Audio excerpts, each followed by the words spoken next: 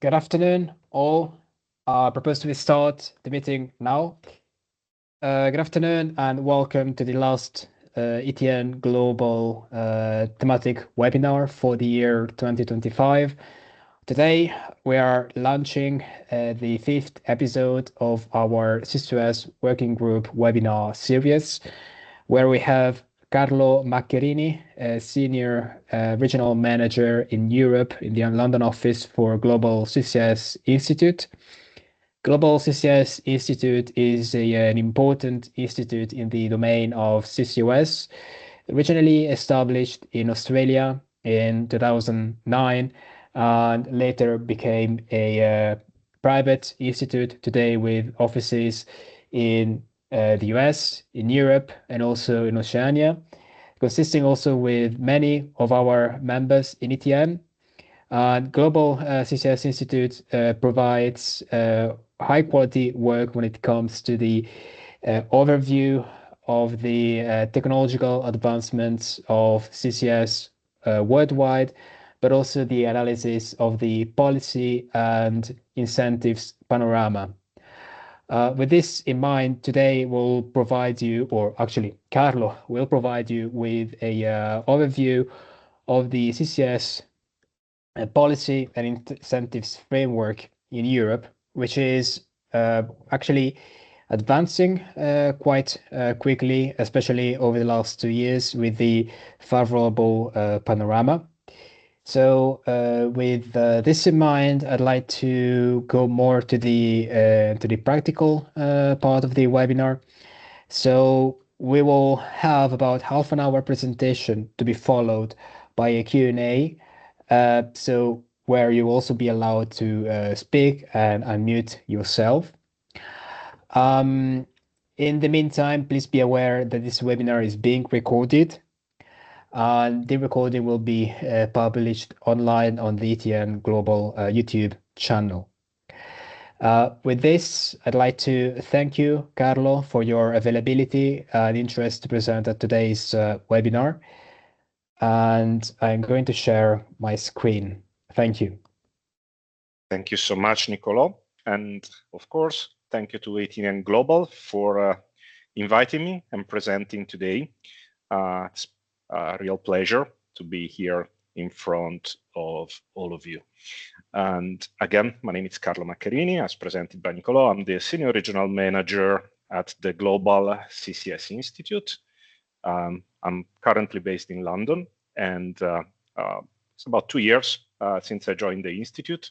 My background is I'm a political scientist by studies with a strong focus on business development, account management, advocacy, and of course, policy and regulation studies, which means also that today I will have the opportunity to present about the status of CCS in Europe, giving you a good outlook of what's going on in Europe at the moment, maybe deep diving into some countries, but also giving you all the information about projects, what's going on in terms of the pipeline status of projects, and what are the opportunities, but as well, what are the challenges coming from the CCS landscape.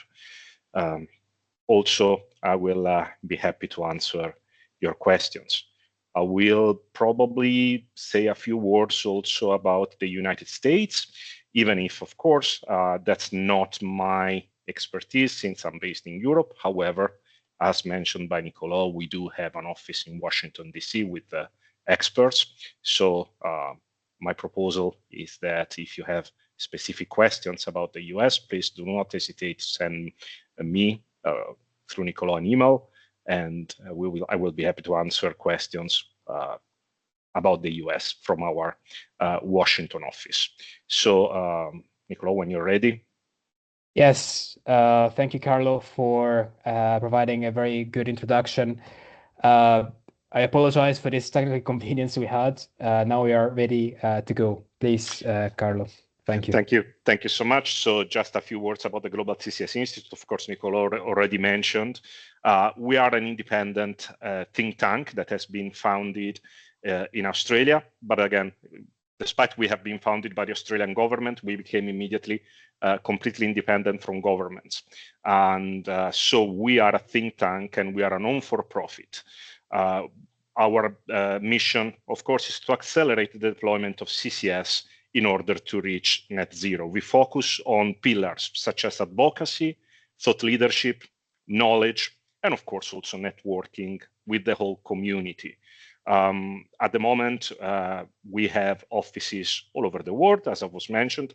I'm based in London, but we do have Washington, Melbourne, Abu Dhabi, Tokyo, and Beijing. So in every single area where CCS is relevant, that's where we have an office, and that's where we can cover all the main topics coming from CCS, from geology, from policy and regulations, economics, storage, technology. We have expertise so that we can cover this, and we can, of course, also publish and share reports with the whole community. Can we go to the next slide, please? This is just, of course, I've got the feeling that I'm speaking with people coming from also our members. So we do have about 200 members coming from all over the world. I think what is important is that we represent the whole value chain. So we do not represent a single category, but we do have governments, we do have emitters, oil and gas, hard to abate. We do have tech and service providers. We do have other NGOs. We represent all of them, and our members are spread all over the world. As you can see, we have a strong base in the Americas, but also in Europe, Japan, Asia Pacific, Middle East, China, and more. So this was just a quick introduction on who we are and who I am. Maybe now we can go a little bit deeper in the topic of the status of CCS in Europe. So usually when I do this kind of presentation, I always start with a slide about why CCS is needed. I don't think this is, I mean, I'm pretty sure you all know why CCS is needed and you're all knowledgeable about CCS. However, just a few words. I do believe that CCS is not the silver bullet that will solve our problem to net zero. CCS is part of the solution, CCS and CCUS. And when I say part of the solution, of course, is switching to renewable energies, even going and having nuclear energy. And then we need CCS and CCUS in the equation of reaching our net zero targets by 2050. However, let me start with some sort of bad news. And sorry to start with the bad news, the webinar, but in this slide, you can see where we are now and where we should, where we will need to be. So what are the growth requirements? Bearing in mind that the figures that you see on the left side, that's 50 million tons per annum. This is coming from 2024, which means that this is the current carbon capture capacity. Well, this is the 2024 carbon capture capacity. Then I will tell you something more about the 2025 one. But if you see the bubble there, the single bubble is our current capacity in terms of capturing CO2. The target, it has, and this is conservative, by the way, is 5.6 gigatons per annum of carbon capture capacity, which means that if we want to reach our targets of net zero, CCS must be accountable of 14% of the emissions. So we need to cut emissions, 14% will be by CCS/CCUS. This is a conservative one. We have also, and this is coming from the IEA report. However, we have other figures also. Other people say CCS should cover at least 20%, so even more. But again, 50 million tons per annum currently means that we will not be able to reach our targets of 2030, the mid targets. So we will definitely need to do more. In order to arrive to 5.6 gigatons per annum, CCS will need to cover many different areas of the value chain, going from, of course, coal, natural gas, biomasses, and so on. So unfortunately, we are not there yet. So this is the bad news. However, we can be optimistic now, and we can go to the next slide. As you can see here, and I will explain this a little bit more in details, this slide shows the growth of the project's pipeline globally. So let me explain the color codes. The dark green, what you see there, these are projects which are currently operational. The sort of brownish color means projects which are currently in construction. When in constructions, we means that they reached FID, the final investment decision. Dark blue, these are projects which are in advanced development status, which means they've reached the front-end engineering design status. And light blue, these are projects which are in early developments, which are in pre-feed status then. So what is my take of this slide? First of all, you can see that in 2016 and 2017 up to 2018, that's something that we refer to the valley of death. There was no projects in the pipeline, basically. The pipeline of projects was not growing at all. So what happened?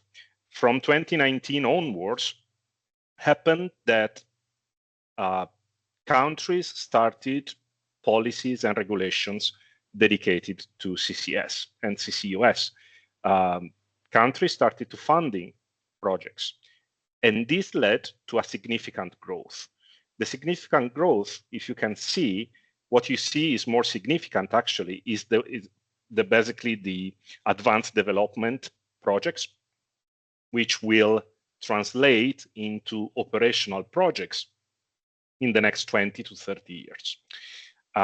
If you see here, the dark green is pretty stable for a few years and then had a sensitive improvement in the last couple of years. The final investment decision is still there, but the advanced and early development project status is growing quite a lot. And this is the real good news that we have. Despite we have started behind, now we are catching up. And this is really good news. We can go to the next slide, please. So this is not Europe, this is global. What do we have? At the moment, we do have 77 projects which are actually operational. So compared to last year, the growth is plus 54%. This is a good number. Now, when I show you the first slide with the bubble, I was telling you in 2024, the capture capacity was 50 million tons per annum. Well, the good news is that it basically had a growth of plus 25%, reaching out 64 million tons per annum. This is the current capacity in the world, global, which means also that the in construction, whatever is in construction about projects is leading to more plus 54 million tons per annum of capacity. So we are catching up quite well. And if we count also what is the current capture capacity in terms of million tons per annum, adding what is in early development and in advanced development, we go up to 513. Again, not enough yet, but the growth is significant and it gives quite a good and optimistic outlook about the status of CCS globally. The growth is, again, in terms of capacity, around plus 25% each year. In terms of projects, I can tell you from 2023 to 2024 to 2022 to 2023 was plus 36%, then plus 45, last year plus 54%. So it's a stable growth and it's actually growing. So I would say we can be really, really optimistic about what's going on in the CCS community. Can we go to the next one, please? Now, I think that this is pretty clear in terms of it's self-explanatory, this slide. You can see that globally, CCS is happening basically in two main areas. One is the US, and the other one is Europe. Then, of course, we do have also projects around Middle East, Asia Pacific, Australia, and Japan. However, if you see where the projects are operational, most of them are China, Europe, and US. I would say here that the message is pretty clear. You need to have policy in place in order to get operational projects. Without policy, you don't have projects. You don't have FIDs taken. The good news is that policy is advancing not only in the United States, where there are some concerns at the moment, but in Europe. So Europe is becoming more and more relevant in the global scenario. But as well, if we want to go to net zero, you see that there are empty gaps here that we need to fill. And the first empty gap that I see is Africa, India, of course, and South America. So going to net zero means that we need to focus also globally to places where there is no policy in place at the moment. India is advancing, so hopefully there will be something. And of course, Brazil is, they have the largest project at the moment. However, which is the Petrobras project. However, all the other countries, they're not advancing. So again, the key points are Europe and the United States that are bringing on with CCS. I think we can go to the next slide so we can explain a little bit better exactly. So this is the outlook for 2030. As you can see here, I think where I would like to point your attention here is from one side, on the left side, we have the applications of CCS, again, globally, and on the right side, geographically. What you can see is that considering what we have operational in 2025, the big part is made by natural gas. Natural gas is where CCS is happening at the moment, with chemical. Cement, of course, is growing. There is also ammonia, fertilizers as a big part, and power generations and heat.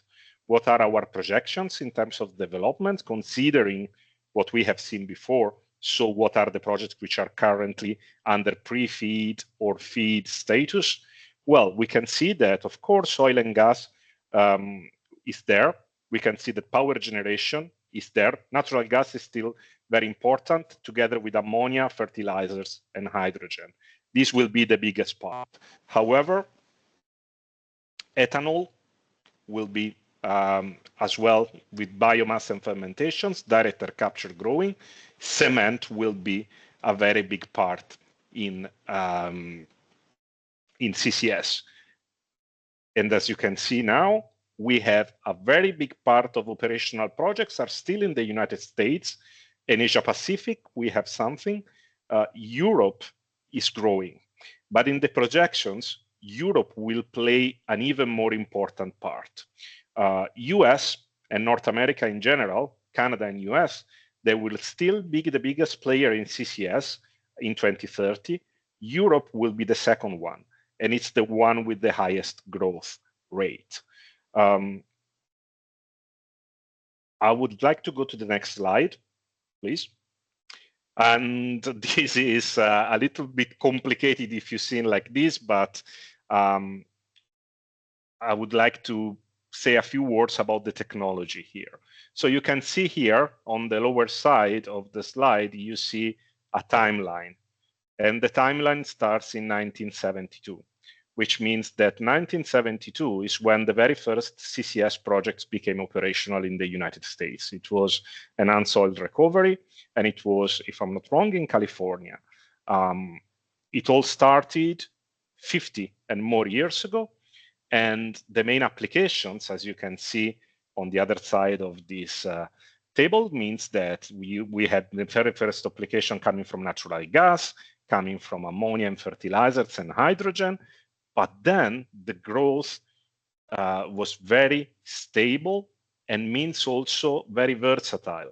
As you can see here, basically advancing through the years, CCS was applied to different areas and different markets. We had applications coming from cement, from chemicals, iron. We are having application in the future about pulp and paper. Power generations is going to be bigger and bigger. Waste to energy, aluminium, direct air capture is growing. Of course, also transport and storage here. Of course, you can see that from 2021 is growing in terms of project constantly. What is my take here? My take is from one side, I would say that number one, sometimes we have been told, oh, by the way, but CCS is a new technology. No, it's not. It's not a new technology. It was born more than 50 years ago. And it's something that has been developed through these 50 years, had amazing results. And also, in 50 years, it has proved to be a safe technology. I haven't heard about major tragedies caused by CCS. Of course, there are developments and security first. Never happened a major tragedy related to CCS. And the technology is growing. So a few words about the technology. If we think about what is the most used overall, the answer is simple. Is always amine chemical solvents. And we tend to think about, of course, post-combustion about with amine, and this is the most used technology. However, I think we need also to think different applications. If we think about natural gas, amines, Banfield process, and some membranes are technologies which are growing and in use. If we think about general post-combustion capture, so coal, NG power, cement, amines, but we have also some developments in membrane and absorbent, cryogenics, for example, biogas, membranes and water wash, hydrogen, adsorbents, physical solvents, and sometimes amines. So I guess there is also in this case quite a variety of technologies which they have different applications for different areas of CCS. Can we go to the next one, please? So where we are in Europe then. As you can see, Europe has 12 projects in operations. Last one being, well, some of the last ones, for example, Brevik Cement in Norway. It was the last project to become operational. Northern Lights, of course. The storage site is one of the last to become operational. 12,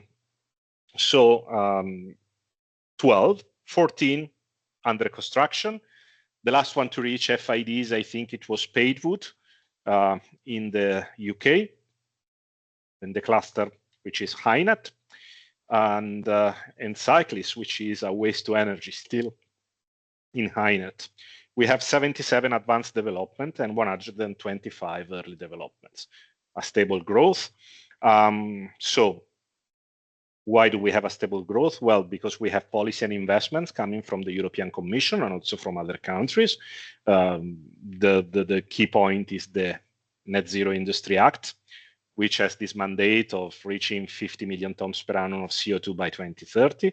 But of course, also the Clean Industrial Act is a carbon removal certification regulation and state aid.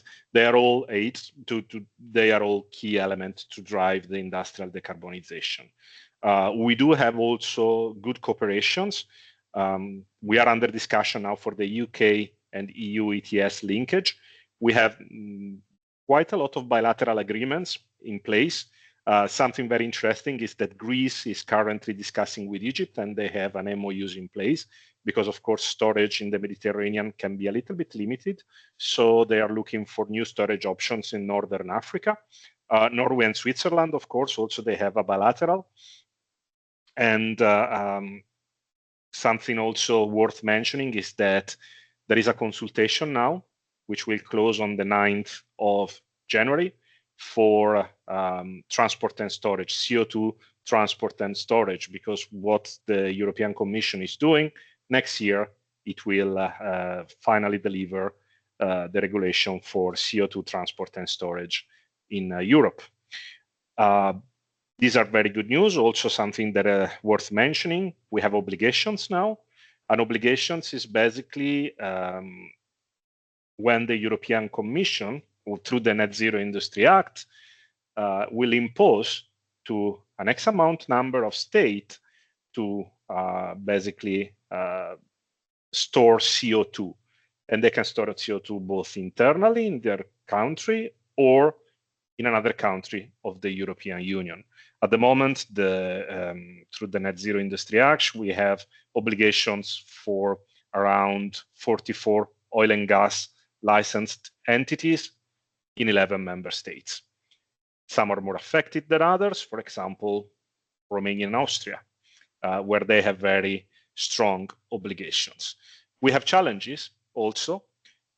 As mentioned, storage is one of these. Most of our storage options are in the North Sea, where most of the projects are actually happening. However, there is limited storage in the Mediterranean. That's why also, of course, the two main projects in the Mediterranean at the moment are Prinos, which is in Greece and off the coast in Greece, and Ravenna, of course, east coast of Italy. These have limited storage options. Prinos has 4 million tons per annum, which is not enough for Greece's emissions. That's why Greece now is looking also to other options. One is, again, bilaterals with Egypt to store CO2 there. Ravenna, at the moment, phase 1 and phase 2, around 4 million tons per annum, with the possibility to ramp up to 16 million tons per annum in the future if needed. But of course, also some other challenges that we are experiencing are public opposition, of course, especially for onshore storage, and of course, some regulations gaps that we need to develop for the future. In terms of public opposition, I think that the best way to tackle it and overcome eventual public opposition is to share. We do have amazing business cases of projects which become operational and which have very good results, and also in terms of safety, but also in terms of job security, because let's also face the fact that CCS is saving jobs from some aspect and creates as well new jobs. Project finance, yes, this is just a few words about the last 5 projects that have become operational. As I was mentioning, Brevik CCS and Northern Lights are the two probably most highlighted in the last few months. And 7 have reached financial investment decision from mid-2024 to now. Can we go to the next one? This is just a quick outlook about some states here in Europe. So probably at the moment, so in terms of color coding, you see the dark blue, this is where a regulation is in place. Light blue is where regulation and policy are under development. Hopefully we will be able to update this slide soon with more countries developing their own strategies. I'm also conscious of time, and I know that you will have probably some questions to ask. So this is also that we can develop during the questions. But I would say that probably at the moment, the golden standard of CCS in Europe is the UK, meaning that UK has identified 4 clusters where they will focus their CCS effort. With clusters, we mean 4 areas that they will basically, for networks, when they will then be able to store CO2 offshore. Cluster means that they are HyNet, which is northwest outside Liverpool Bay, Net Zero Teesside on the east coast, Acorn in Scotland, and Viking in the Humber. They have track 1 clusters. Track 1 means that this cluster has been fully funded by the government, and the government has allocated 21.7 billion last year of pounds for net zero through CCS. Basically, track 1, they have already reached final investment decision. Track 2, which are Acorn and Viking, they have been included in the last spending review, and they have been already allocated fundings, Acorn for 200 million pounds, and Viking, we do not have these figures, but we know that the funding has been guaranteed. Something also, I would say, very relevant is Denmark. Denmark is another golden standard, and what is interesting about Denmark is that they've been able to turn around the public objection of CCS, and they have both offshore and onshore applications now. With Denmark, I think it's worth mentioning that they have Greensand as probably their main project, but also that globally they have an investment of 1 billion euros through the CCS fund. Norway, I would say, probably is stable, which means that they are not planning more projects in terms of storage sites. In terms of where to store CO2, you will see more and more projects coming from Denmark and the United Kingdom, probably, but also from Netherlands, where Norway will not grow from that point of view. Sweden has been very, very strong in financing BECCS, and of course, Stockholm Exergi, which is the waste to energy from Stockholm, have reached final investment decision. However, the Swedish government allocated 36 billion Swedish kronas to CCS and BECCS, and half of these have been allocated to Stockholm Exergi. The other half, unfortunately, this year has been reduced from 18 billion Swedish kronas remaining. They were reduced to 10. There is still a steady growth, but unfortunately, less will be allocated. In terms of something also that can be interesting to mention, it is Italy. Test injection at Ravenna, they have started. There is a CCS committee in place made of academics, and they have pushed for the adoption of CCS and CCUS regulations, which is something that is going to happen now. So we are expecting in the next few weeks, maybe month, to Italy have adopting a roadmap for CCS, and this will be very, very exciting for the Mediterranean. Talking about Mediterranean, Greece is also advancing very well. They have different projects dedicated to CCS, Prinos in terms of storage, but also the hard-to-abate industry is very active, and they've been granted with fundings from the investment fund, in European Investment Fund. Greece, however, has this huge challenge of looking for new storage because Prinos is not enough, and also they are now regulating CCS through HEREMA, which is the hydrocarbon entity from Greece, which has been tasked by the government to build the regulations. I know they're also discussing CCFDs as an option. Germany, that's the big news coming from the last weeks. Germany is now finally has adopted CCS, and the draft bill has been approved. What is important about this one is that, of course, CCS offshore is now allowed, and onshore CCS, this is a decision for the single states of Germany, not from the federal government. However, they are building now CCFDs, and this is basically a game changer. So we are opening a brand new market for CCS where we can see with this one a lot of new FIDs coming soon. Austria as well is developing their roadmap. The main reason is that they have very important obligations, and when you have obligations, you have to do it. See both. So next year we will know more about Austria. My take about this one is that, again, if you see where projects are happening through this map, you see that these are in countries where you have policy in place. UK, Norway, Denmark. This is where we have FIDs, basically. All the projects which are reached final investment decision, hopefully there will be more coming from other countries. However, if the policy will not be in place, it will be unlikely that we will have operational projects. Now we have good news. For example, Italy is discussing, Austria is discussing, Greece is discussing. Poland is very important, actually.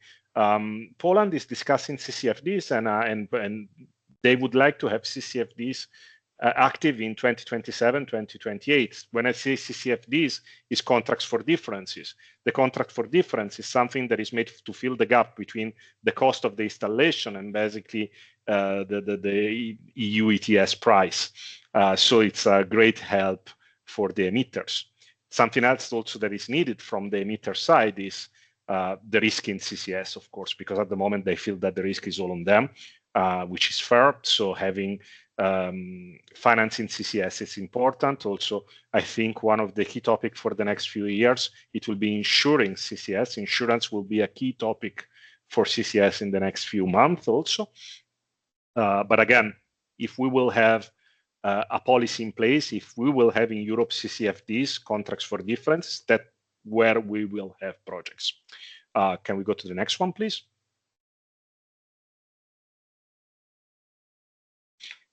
I promised just a few words about the United States. And again, I'm not an expert of the United States. This is just a few lines coming from my colleagues in Washington, D.C.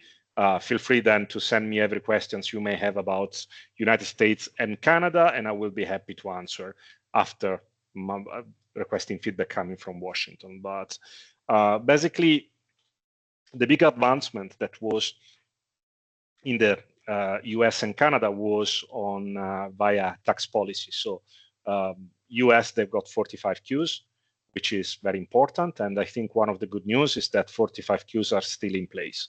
So this was something that was a sort of a concern considering the current administration in the United States.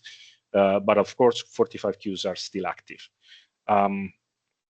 Something also worth mentioning is that we in the United States, we have countries which have primacy rights.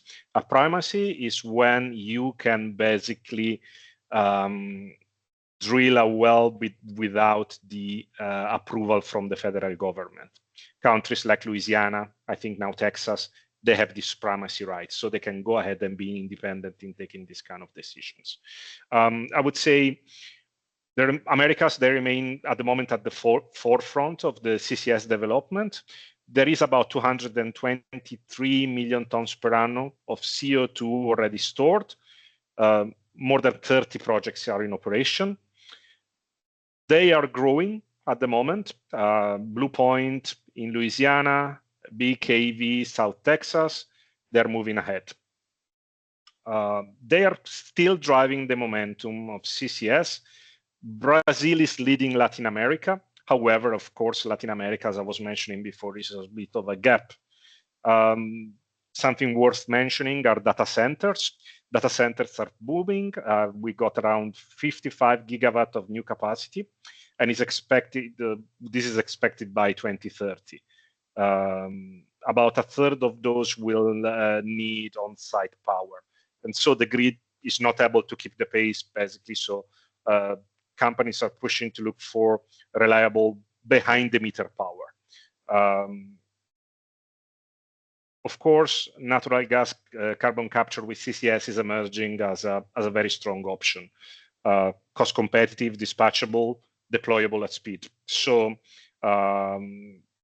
it will be something that we will need to keep an eye on. Well, a good example can be, and I'm reading this is a note that a colleague from the US just sent me.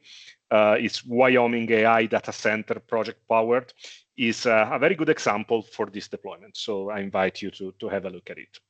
I think this was really the last slide, and thank you very much for your attention. By the way, I've got a QR code here, but also through our website, feel free to download the global status report of CCS.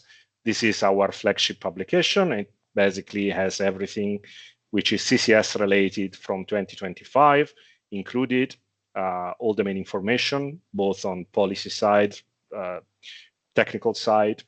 You have everything there. Thanks again.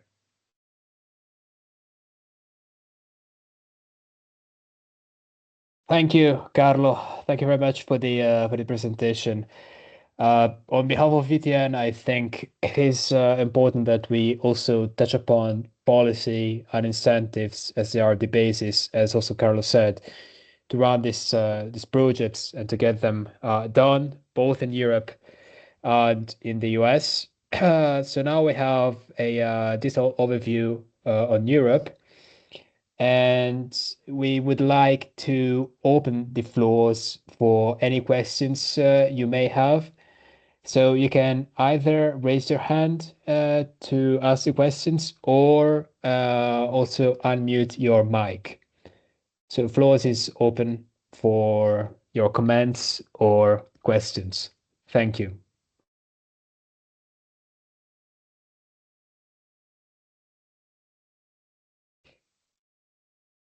Please, Sander, please go ahead.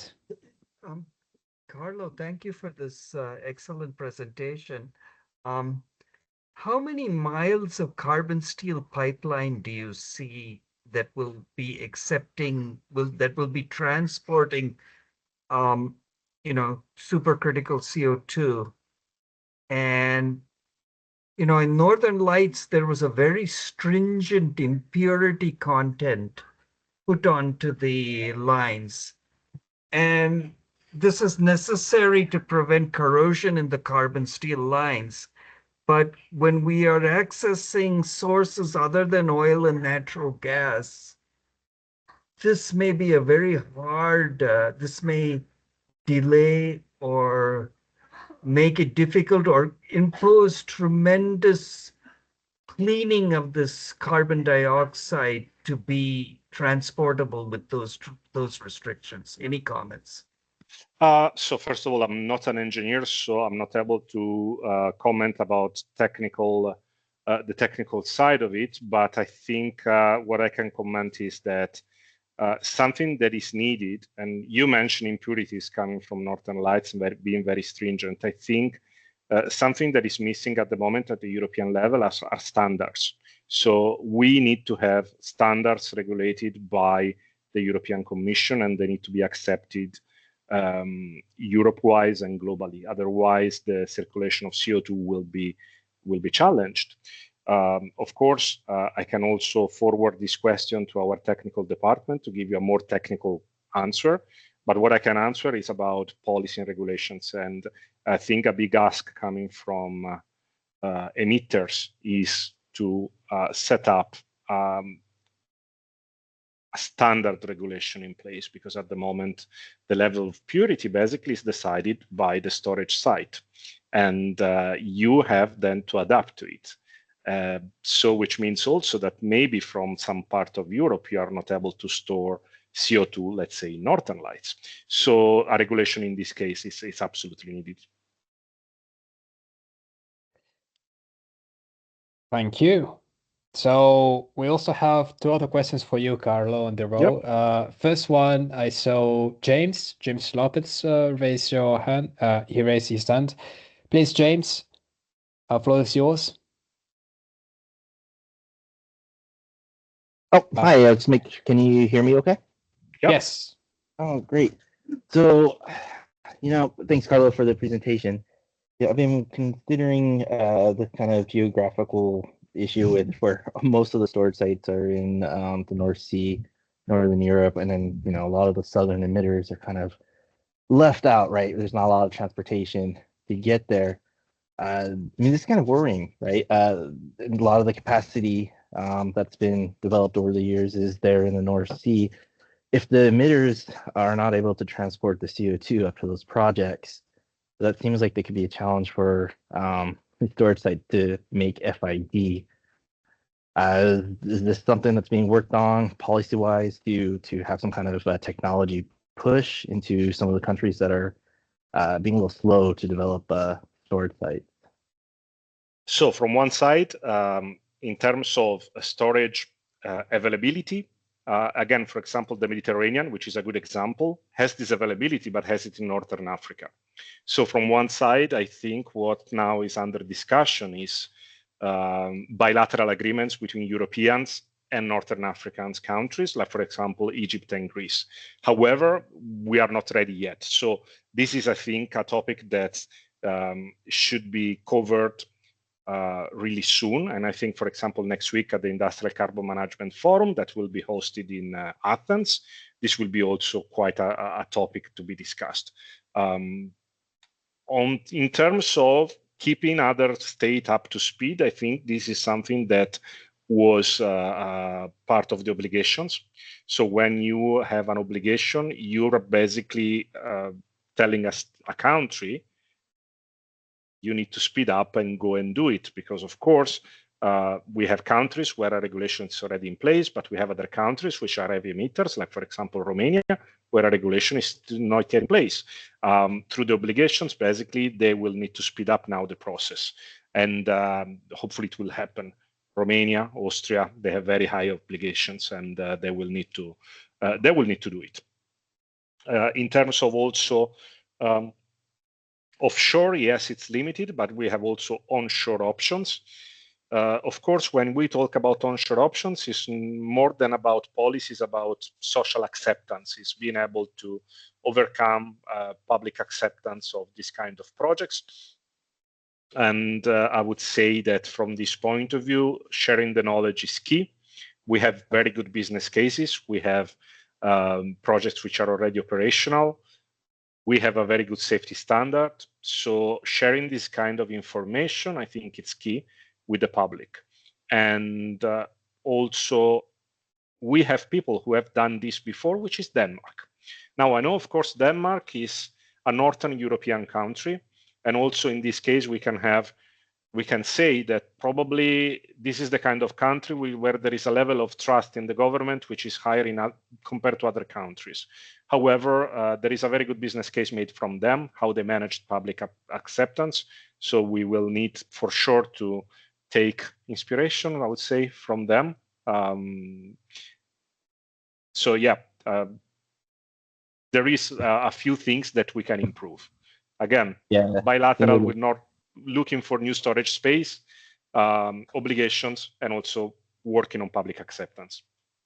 Yeah, the Denmark is going to be an interesting onshore project, going to be an interesting case. I mean, it's the early phase, but just getting started with the social aspect of it is pretty interesting. But also what was super exciting about Denmark is that until 2020 they were against CCS.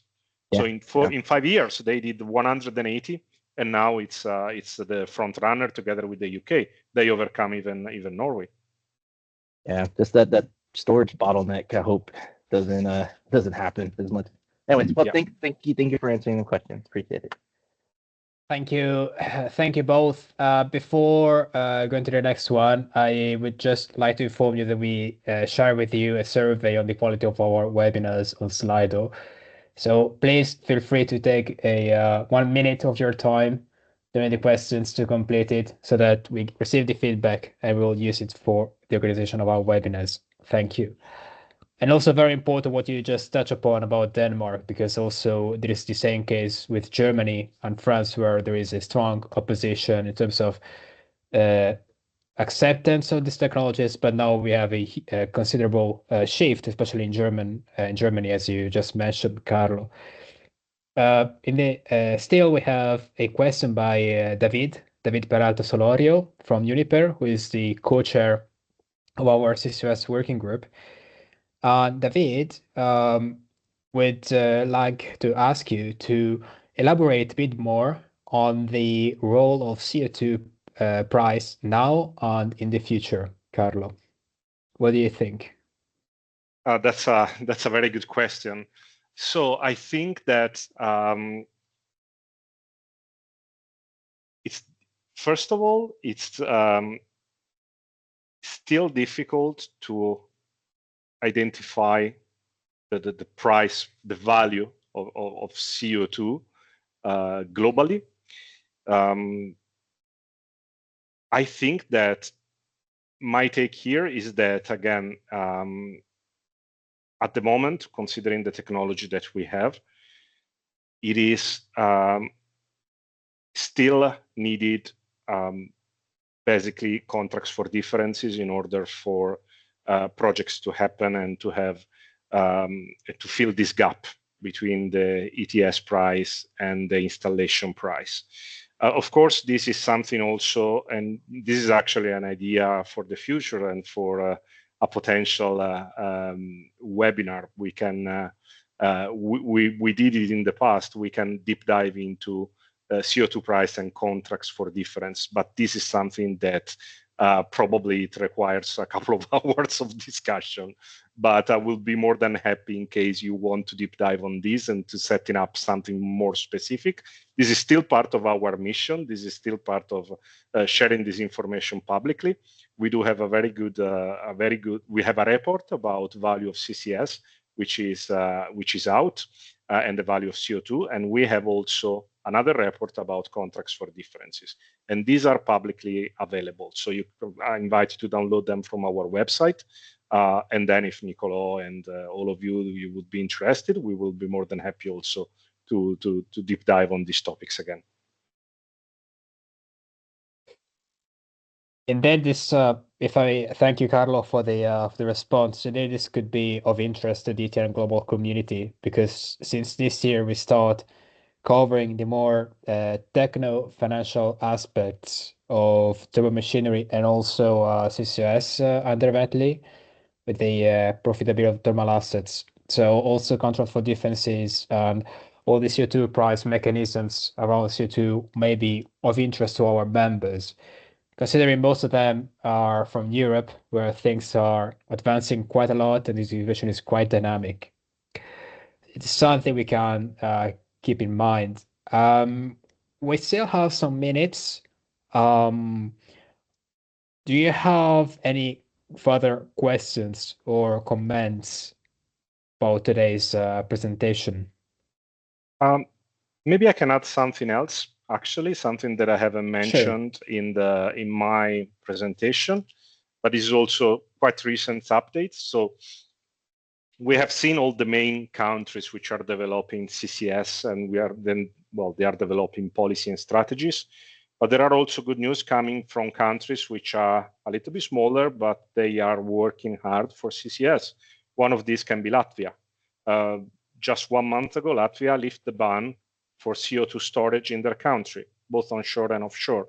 So having this ban lifted means that the Baltic area now has a very interesting developments. Like, for example, if you think about the last investments from the investment fund from Europe, a lot of projects from Poland to Lithuania to Latvia has been funded. Let's talk about the Baltic Consortium. Having this development coupled with Poland, which is hopefully doing contracts for differences and proper regulations, means that there is also a new area, which is the Baltic region, which limited storage capacity, but some availability, absolutely yes.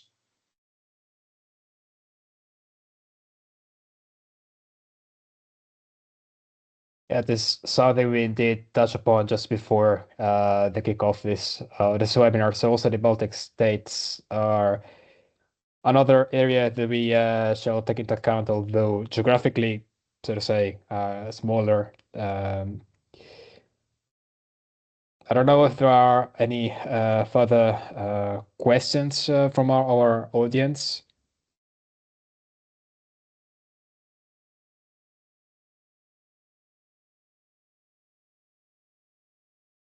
If there are no questions and you want to know something more about the United States, feel free to send me a series of questions via email and we will be happy to reply. United States and Canada, of course. Thank you, Carlo. Absolutely. So you can send us an email you can send an email to myself, and then I will put in touch with Carlo. With this in mind, as we are getting closer to the end of the event, I would like to thank you, Carlo, and the Global CCS Institute for being available to present at today's meeting. Also, what I could say is that Global CCS is organizing a CCS conference, right, in Brussels on the 4th of March next year. Correct. So it is something that we also invite you visiting and checking on their website if you're interested in CCS policy and technologies. And with this, well, we wish you a good end of the year, good holidays, and we hope to see you soon again in 2026. Thank you.